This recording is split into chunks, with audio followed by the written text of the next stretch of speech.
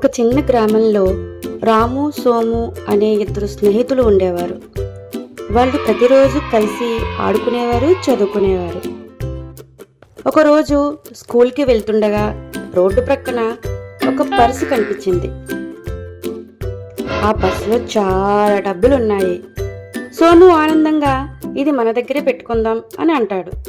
కానీ రాము ఇది ఎవరిదో, పడిపోయింది, ఈ డబ్బులు వాళ్ళకి ఎంత అవసరమో, వద్దు, దీనిని తిరిగి వాళ్లకు అందజేద్దాం అని అంటాడు.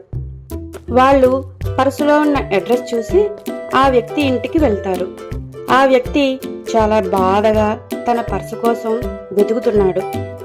రాము, సోము పర్సు ఇచ్చేసరికి అతను చాలా సంతోషపడ్డాడు. మీ నిజాయితీ చాలా గొప్పది అని వాళ్లను ప్రశంసించాడు. ఆ రోజు నుండి సోము కూడా నిజాయితీ ఎంత ముఖ్యమో తెలుసుకున్నాడు. నీతి, నిజాయితీ ఎప్పుడూ మనల్ని గెలిపిస్తుంది.